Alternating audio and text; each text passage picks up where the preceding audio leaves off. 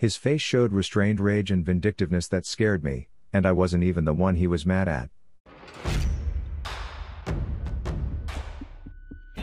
Sexy time with a loved one is considered one of the most beautiful experiences. Yet, revenge can be just as passionate, especially when both go hand in hand.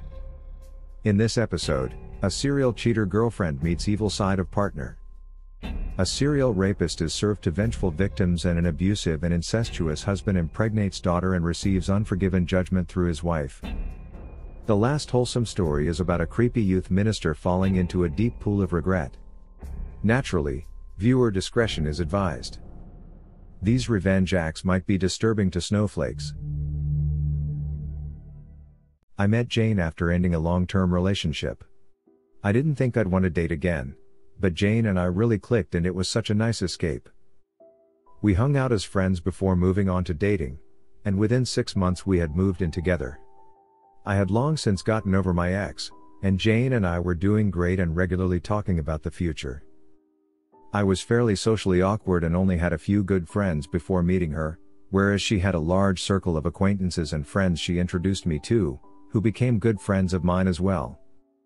About a year into our relationship, Jane informs me that she had a one-night stand with someone she had met at the bar. Begs for forgiveness, says she's so sorry, that she wasn't used to alcohol, all the usual excuses. Me not wanting to lose this relationship too, and having invested so much time thinking about my future with this girl, believes her. It wasn't easy, and I ended up in therapy for my anxiety, but we worked through it after a lot of talks and crying and long nights, gradually rebuilding trust after she reassured me regularly that I was the one for her and she was still committed to our relationship. I confided in a few close mutual friends, who kept it to themselves. Everything seemed back on track, and I thought we healed. Another year passes when I notice Jane seems off. She's gone more often, more secretive of her phone.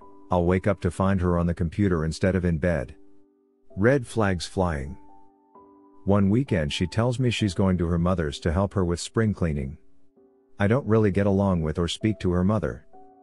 Her mother is an incredibly religious woman who was already upset with Jane for living with me before marriage and a few other personal decisions on her end, and feels as if she has control over her life due to financially supporting her, which is why I assume she figured it'd be a safe bet I wouldn't talk to her mom.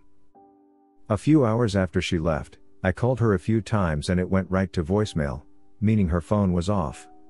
So I called her mother knowing she wouldn't answer me, and left a voicemail asking if Jane had made it to her house safely. It had been hours and I hadn't heard from her. Few minutes pass and she calls me back, tells me that she called Jane and couldn't get an answer, as I knew she wouldn't. Started asking when she left, etc. I told her she left that morning to help her with spring cleaning. This was new to her mother, who never spoke to her about that. Her worrying about Jane had her thinking. I sit there thinking about what I'll tell Jane when she speaks to her mom and has time to think of an excuse. She gets home later that night, and seems totally nonchalant. Turns out her phone is still off, so she hasn't even gotten the calls from me or her mom yet. Perfect. I ask her how her day went. She tells me how much she hates dusting.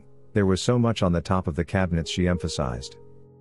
And how they had to carry stuff down to the basement. An elevator would have been nice, all that good stuff. I then decide to let her know I was aware she hadn't been to her mom's. Long story short, she admits to cheating on me again, and had been since I had forgiven her for the first time. While I was dealing with the anxiety and insecurity, while she was reassuring me it would never happen again and I was the only one for her, while we talked about buying a place and all our goals, she was sexy timing around with the same dude. Mostly online, but had met up with him every so often for quick sexy time during the day. I basically shut down entirely, and went to stay with a friend and told Jane it was over. The more I thought about it, the more my sadness turned to anger, and the stupider I felt for giving her a second chance. I had wasted 2 years of my life and made myself vulnerable to someone I fell in love with, who I thought loved me, and made a fool of me. Jane was inconsolable, calling me, my friend who I was staying with, texting and threatening to show up in hopes of fixing it. She was on the verge of a breakdown, claiming she'd do anything, talk to therapists, give me total access to her accounts, anything she could do to make it right. To take back the past. Which is when I saw the opportunity to get back at her, I told her I wanted to be able to forgive her, but big changes needed to happen in order for me to do that. She jumped at the opportunity. I told her I needed to be sure she was serious about our future. First, I wanted to look at renting a bigger place, somewhere without bad memories. We were month to month, so gave my landlord notice and asked her to go through the process of securing us a new lease elsewhere as I couldn't handle it right then.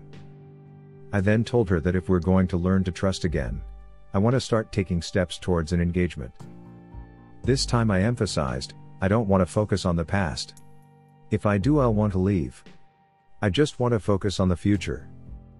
Also, the first step should be a joint account. That I still trust her with finances, to which she agreed. I deposited a few hundred into the account, told her I had spent the rest of my savings on paying 2 months advance rent to my buddy I was staying with, and he'd give it back to me in installments since I'd be moving out sooner than planned. Now that this was set up, I figured I wanted to ruin her social life. But I knew it would take some more plotting to do that. So I told her to come back to our apartment. And we stayed there waiting out the end of the month. We cried together, she was overwhelmingly affectionate, let me watch her delete her social media pages, made me breakfast most days. She was just so sorry. I wanted to scream at her so badly, but instead I'd ask for comfort and reassurance, and play the wounded animal. We had plenty of make-up sexy time too, which is the only thing I feel slightly guilty about. She was sure to be extra adventurous for my sake, so when I asked if I could take some photos, she was all for it. During this time, I had been distant from our mutual friends, turning down invites and saying things like Jane wouldn't want me to go, or asking a few one-on-one for advice for how do they handle it when their partner gets mad. Here and there I dropped questions like, does your partner ever break stuff or slap you? No, Jane would never do that. I was just wondering. Then, shortly before we planned to move into the new place, I had cold feet. Told her I didn't think I could do it. That I just didn't trust her. She was frantic, pleading with me not to leave again and begging for something she could do to fix it.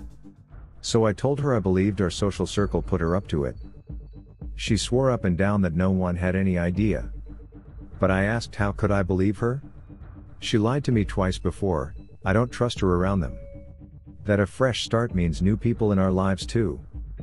That I'd never feel comfortable again as these people I don't know if I can trust were still around. I wore her down until she agreed to ghost them all. But that wasn't enough for me. I told her that I needed the bridge to be burnt, because I don't trust them. So I had her rejoin and send a message to the group chat complaining about fake friends, backstabbers and how she was better without them, then block them all. She cried for a long time over that, but if it was what I needed to stay, she'd get over it. I had a bunch of messages from mutual friends asking, WTF? To which I told them it was complicated and I'd talk soon. Few more days pass, and it's time to move into the new place. We spend the day moving some things in, and Jane is practically giddy talking about our future plans. I tell her to pick up anything she needs from her mom's, and I'm going to get some stuff from my parents' place and we'll meet back at the apartment that night. As soon as she leaves, I call my friend and we pack up everything I had brought over and take it back to his place. Then I message my friends, telling them Jane had been abusive the last few months, which is a lie, a reason for why I didn't go out, and that the reason she had blocked them is because she thought I told them and that they were telling me to leave her. I then went to the bank and drained our joint account, which had about $400 from me and about $3,700 and some change from her. Then I sent an email to Jane's mother claiming to be an angry ex who had access to my phone, including all those sexy time photos I took with Jane. Just thought you should know what your slutty daughter and that piece of doo-doo get up to. And lastly, I had my friend hit me in the eye twice, swelling it up, then blocked Jane and asked 2 of our mutual friends to meet up with me. And just like that, it was over. I told them how Jane had become mentally and physically abusive for over the past few months after I caught her cheating. I showed them the screenshots of her chats with this guy. I told them I had kept quiet to keep the peace, how she lashed out at all of them when she thought they had been helping me behind her back. How it was so out of character. How she threw a remote at me and swelled my eye when we were moving, and that's when I knew I needed to leave, and why I needed to take the money to get to safety. Jane showed up to my friend's house looking for me, while he told her I had moved and would call the cops if she showed up again while I hid upstairs. Heard how she frantically tried to find me to figure out what was happening and reached out to our mutual friends to make amends and tell them it was all my idea, only to discover the ones I had been talking to and subtly alluding to being abused for weeks as well. As the ones who remembered me coming to them after the first time she cheated, and the ones who had seen my eye, had passed along the information to her entire social circle, and she was met with threats, insults, and being ghosted by everyone she knew. How she told the last mutual friend she spoke to before he ghosted her that her mother had said she'd pray for her and cut her off financially for living an unhealthy lifestyle until she can smarten up after seeing the photos, which she can't prove I've ever sent as her mother certainly wouldn't have kept them, and that she's severely depressed. She's trapped in a 6-month lease with zero money, no friends to rely on, and no one to help her stay afloat aside from maybe her former fling should she run to him. I'll be using her money to cover rent on a new apartment for myself, and bought my friend a nice gift for being my accomplice in this. I plan to stay in therapy, both to get over this and to work through my feelings and how low I stoop to get revenge, as I don't want to carry this negativity with me in the future. I know Royal A.I would salute this. After that, I plan to relearn how to be single and enjoy life on my own, with the friends I inherited to keep me company. So when I got out of the Navy in 1958, like many young men, I joined a fraternity. Now most of the brothers were nice people, except this asshole we'll call Brad. Brad was a 4-time legacy from our fraternity. At first, he seemed nice, but after he became a fully initiated member, he let his inner ass show. He was such an ass because he would always show off with daddy's money. He was 18 and never had a job. He always got super drunk at the parties and got handsy with other people's girlfriends. Now his dad was a political figure in Sacramento, and his mother's father worked in the California system of higher education. Brad knew that he was untouchable and wasn't afraid to let you know. Brad in 1959 crashed 3 cars because he drove drunk. His parents bought a new Cadillac each time because he claimed someone stole and crashed his. When his parent bought him a Buick convertible, he said that he has a reputation to uphold and doesn't want people to think that he is poor. A couple of months into the fall semester and Brad is drunkenly harassing women at the party, even saying lewd and suggestive things to them. We try to cut him off, but he keeps going on. Some of us go and leave Brad to himself. Hours later we see a girl leaving Brad's room. I'm thinking in my head she doesn't want to be seen taking the walk of shame. She just cries while covering her face and holding her shoes. I knock on Brad's door and he says, "Ready for round 2. Get your ass on the bed." When he sees that it is me, he put his clothes on. I ask why that girl was crying and he said, "How the frick should I know? But she was blonde, tan, tight." I ignore him, but I tell another brother what happened. They know that he is a pig and just brushed it off. A couple of days later police came to our house and arrested Brad for rape. Apparently, they were watching him because 13 other girls were accusing him. Now Brad had this birthmark on his private parts. So the statements from the girls were taken into account and he was arrested. The evidence was undeniable, especially with the details that the girls were giving regarding Brad. Due to him being a sexual predator, he was expelled from the chapter. This was without him knowing, and is important later. So we in one of the sororities on campus started a support group for the victims. Girl 1 was saying how Brad made her feel and that she wanted to get back at him. Girl 2 was talking about if she had the chance she would kick his ass. So one of our brothers, Ralph, said, "Well, why don't you? When he comes back to the house, we can take him somewhere and you can have some time with him. In the desert, alone." So mere days after Brad was arrested, he was bailed out with the help from mommy and daddy, and he came back to the house. We started lying, saying how we know that the charges were BS. Brad said, "Yeah, my dad has a whole team of lawyers representing me, this is going to go away fast." Brad gets drunk, but Ralph drugged him. Ralph and some of the other guys proceed to drive 3 hours east from the coast into the California desert. Ralph and some of the other guys meet the 9 of the 13 girls in the desert. They wake up Brad, who is still somewhat drunk, and push him out of the car. Now as Brad wakes up, I was told that he went pale-face as he saw the women that he victimized were standing over him with blunt objects, stabbing weapons, and a shovel. Brad cries out to Ralph and the other guys saying, "You can't leave me here alone." They answered, "You aren't alone, you have plenty of company, and you know everybody." The guys drove off and the girls came back to campus 3 hours later. They had dirt on their clothes, and a red-stained potato sack. Us guys never knew what became of Brad. But to this day when we see the remaining girls that are living, we never ask. When finishing up my degree in criminal justice, we had to learn about how the justice system works and how sometimes it doesn't. For about 2 weeks we studied a case from the early 90s of a woman that had killed her husband. Because the case is public record and a very interesting read, look up Betty Freeburg 1993. The setting was small-town Iowa and the husband was the town drunk. Everyone in town knew him for a drunk, a brawler, a womanizer and overall just a bad person.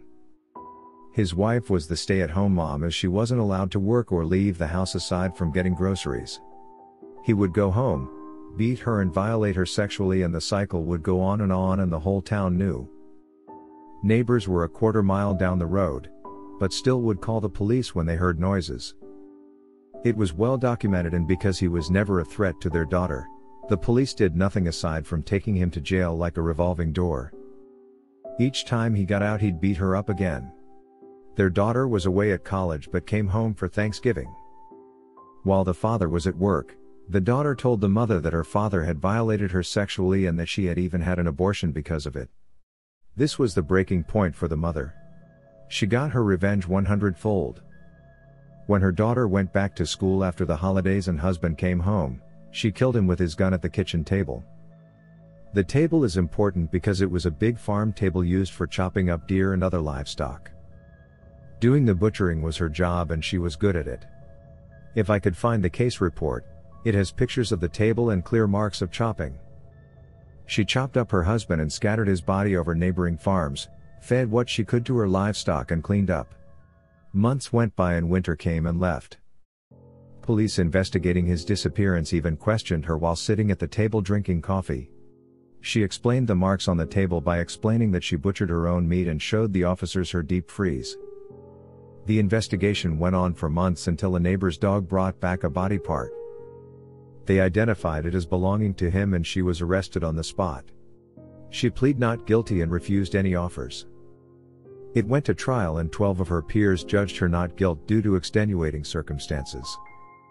She confessed to the crime, explained why and how she did it, and that she had no real choice because no one was going to help her.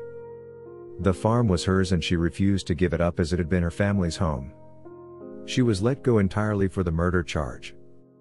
The next week we had Betty as a speaker to the class to discuss the case and she was awesome. At the time she ironically sold dismemberment insurance for Aflac. Betty, if you ever read this, know you're seen as a figurehead for battered women and you pulled off the best revenge I have ever been able to study. About 6 to 7 years ago, I was a ministerial student at a conservative Christian college. I had attended the same Bible-believing church since I was a small child. It was large, about 1,000 members, but not a megachurch. This church had been an enormous part of my life for as long as I could remember. I played piano for youth choir, preached at the children's church service, drove the church bus to pick up unchurched children, etc. I did all of this for free, not even getting reimbursed for expenses. During my senior year in college, we got a new minister of music, education and youth. This guy was as charming as an ice cream sundae with razor blades in it. I'll call him Mr. Charming. All of the deacons, and their wives, thought he walked on water.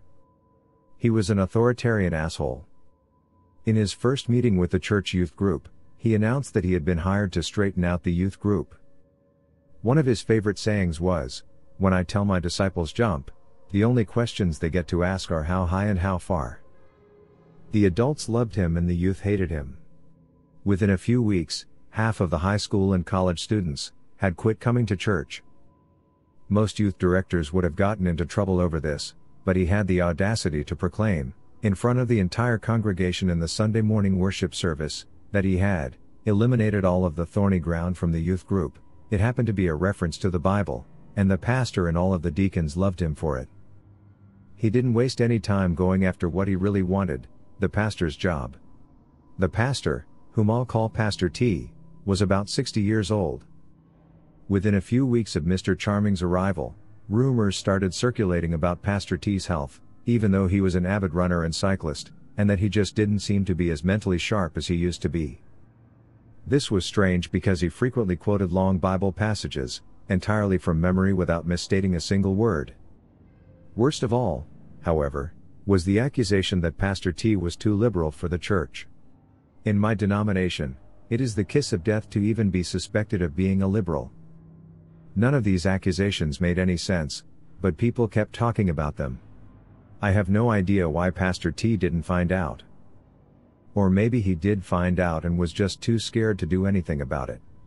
Each church calls the minister. This guarantees that every pastor always walks a razor's edge. The slightest slip and you're out. You don't even have to slip.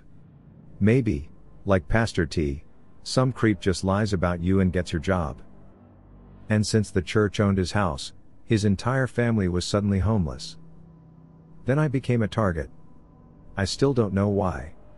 A couple of months after starting to work for my church, Mr. Charming called me and informed me that my services were no longer needed at youth choir, children's church, bus ministry, anywhere.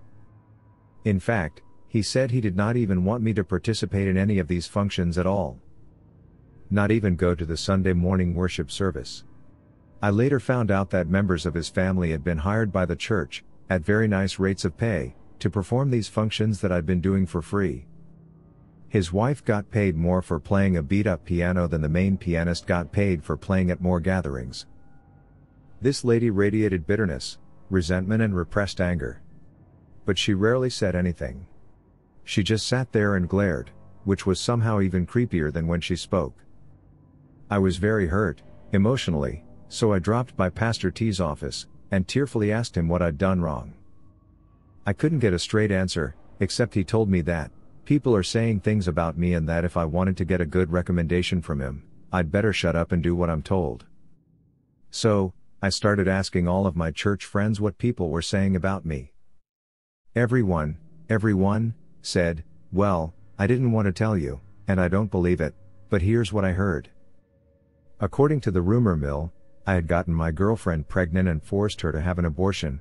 I hadn't even had a girlfriend. And I'd been arrested for possession of marijuana and my dad had to pay a bunch of money to hush it up, while I didn't even know what pot looked like. There were other rumors, but you get the idea. I did what Pastor T told me to. I never darkened the door of that church again. Except once, months later. It hurt like hell. I'd devoted my life to that church since I was a little kid. But I had to have Pastor T's recommendation to get into the minister's school I wanted to go to, and the pain was unbearable just driving by there. So I decided to keep my distance. But I started thinking about Mr. Charming. Anyone who was that evil had to have a past, and it probably wasn't a good one. I knew that, just before working for my church, he had worked at a large church, in the same denomination, in a small town about 50 miles away. That church was actually about twice the size of my church. So he had moved from a big church to the same job at a smaller church.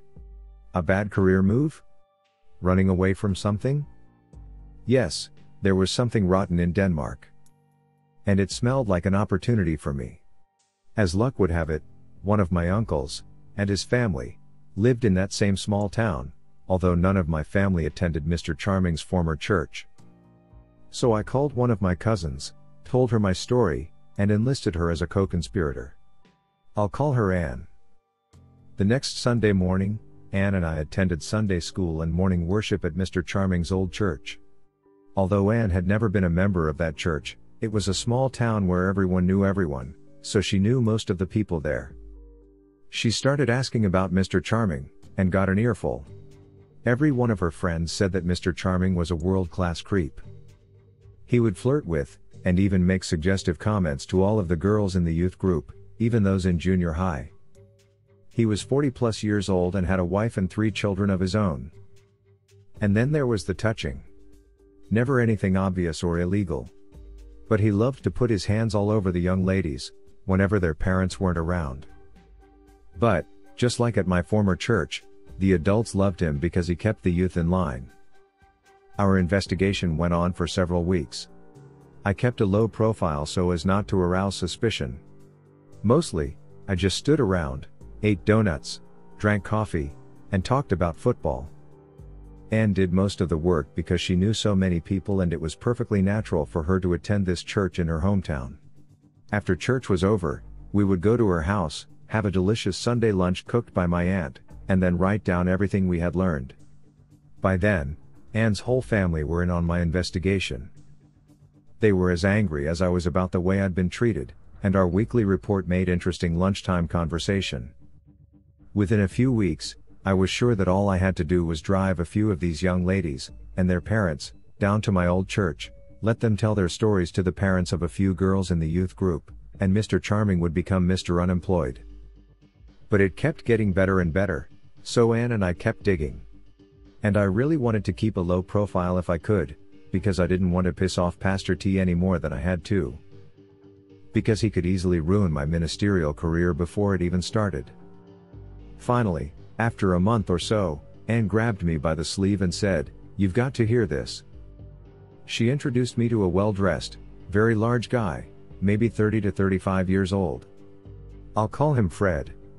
We slipped off into a Sunday school room where we would not be overheard. It turned out that Mr. Charming had had a multi-year affair with Fred's wife. Fred had kept his cool when he found out, talked with a lawyer and had spent months gathering evidence. Text messages, voicemails, emails, even photos and videos with Fred's wife and Mr. Charming in them. Apparently, Mr. Charming got stimulated by watching videos of himself doing the wild thing with Fred's wife. Then Mr. Charming would send the videos to Fred's wife and they both would have cyber-sexy time while texting each other. Later, they would hook up the old-fashioned way and make more videos. Finally, Fred confronted his wife. She denied everything, but the evidence was just too much. Fred told her he wanted a divorce, full custody of the children, their house, his retirement money, his business, her engagement and wedding rings, everything, even the dog. She hired a lawyer, but laws and courts being what they are in this rural Bible Belt county, her lawyer told her that if the judge saw the videos, she'd be lucky if she ended up in a homeless shelter with all of her worldly possessions under her bunk in a garbage sack. Then Fred turned his attention to Mr. Charming. Fred still sincerely loved his wife, and he was convinced that Mr. Charming had deliberately ruined his marriage.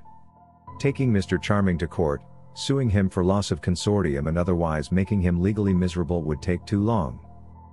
This is the rural Deep South. Many people around here prefer a more direct approach. In rural counties, the police and any jury of your peers will probably include people who have known you since kindergarten. So, if you have good reasons for your actions and you aren't too stupid about it, there are things that you can do. Fred scheduled an appointment with Mr. Charming in his church office, who did not suspect a thing because Fred was a deacon and his children were in the church youth group. Remember that I said Fred was big? 6'6" at least, 300 pounds, and if there was an inch of fat on him, he hit it well. Looked like he could pull up a 100-foot oak tree by the roots without breaking a sweat. Fred told me that he brought several friends with him, and of course, the videos. One friend blocked the door. Another unplugged the phone. A third one stood behind Mr. Charming and encouraged him to stay seated in his chair. Fred made Mr. Charming watch about 10 minutes of one of the videos. Then calmly said, "I'm going to stand here and watch you pack up your stuff, then you're going to walk out of this building and never show your ass in this town again, or we'll be back." Mr. Charming did as he was told. A month later, he had a new job at another church, my old church, and started ruining another whole set of lives, including mine. Fred actually did not know where Mr. Charming had gone. He had been led to believe that Mr. Charming had moved out of state. He was surprised, gratified and angered, to learn that this scumbag was only 50 miles away. This had all happened just a few months before. Fred was still deeply in love with his wife. They were getting counseling and he hoped that they could save his marriage. But his hatred of Mr. Charming was still fulminating, and had been reignited by me telling him that Mr. Charming was living and working less than an hour away from his wife. He presented such a face of restrained rage and vindictiveness that it scared me, and I wasn't even the one he was mad at. The next day, Monday, I drove back up there and gave him a copy of the directory of my old church. It had home addresses, phone numbers and email addresses for pretty much every member of the church. I showed him the pages that listed all of the deacons and other church leaders. And I marked some of the church's major financial donors. I explained my situation with Pastor T and asked that my name not be mentioned. "No problem," he said. The next Sunday, I could not resist visiting my old church to see how things were going. Mr. Charming was nowhere to be seen, nor was any explanation given about what had happened to him. One weird thing though, Pastor T looked scared shitless. His voice, usually resonant, loud and almost musically baritone, trembled during the whole sermon. I slipped in just before the service started and made a point of sitting in the very front row, center pew. The look on his face when he saw me was worth all of my trouble. I didn't know it at the time, but Fred had gotten right to work and done a very thorough job. The whole church had gotten multiple anonymous emails with photos and videos of Mr. Charming and Fred's wife in various compromising positions. Deacons and major donors got emails plus express mail packages just for good measure. Mr. Charming and Pastor T had been left out. They didn't know anything until the phone calls started pouring in. After the worship service, it did not take long for my church friends to figure out why I was there. It was very gratifying. I was something of a hero, although I kept swearing that I had no idea what they were talking about. Things continued to blow up in my former church for months afterwards. Both Pastor T and the pastor of Mr. Charming's old church almost lost their jobs, because they had lied to my old church's committee of deacons, who had recommended hiring Mr. Charming, about why Mr. Charming had left his old job. But somehow they managed to stay in the pulpits at their churches, although a lot of church members left my former church, which caused some financial problems. There was talk of legal action for sending unsolicited porn to little old ladies and other people in the church. But nobody ever was able to prove that Fred did it. I don't think they tried very hard. After all, his wife was in the videos and photos. Both churches really did not want this to become a court case, because of Mr. Charming's adventures, and the fact that he had spent years screwing a deacon's wife while he had unlimited, unsupervised access to dozens of church youth, would then become a matter of public record. So they hushed it up. I never saw Pastor T again. I had lost all of the love, trust and respect that I had had for him, and I was sure that he had figured out that I was somehow connected to the whole fiasco. So my chances of having a preaching career were precisely zero. By that time, being a pastor, like Pastor T, was the last thing I wanted anyway.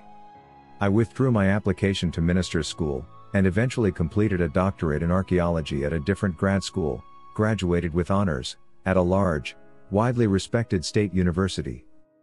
I've been teaching at a large, public university in the Midwest of the USA, with summer gigs on archaeological digs in Europe. One last, very gratifying event, the reason for me sharing this, all that happened 6 to 7 years ago. Fast forward to last March. I went to pick up a friend at a large downtown urban bus station in the US. Everyone hates this place. Not only is it crowded, it is poorly maintained and filthy. It smells like spoiled garbage mixed with diesel exhaust and seldom cleaned public restrooms. My friend's bus was late. I stopped by the newsstand to get myself a soda and candy bar. Who do you think was restocking the shelves? Mr. Charming. I just sat across from the newsstand and enjoyed my drink and snack. He recognized me, then turned away. I just sat and watched him, restocking shelves full of porno magazines and junk food. Revenge is a feast that is best enjoyed cold.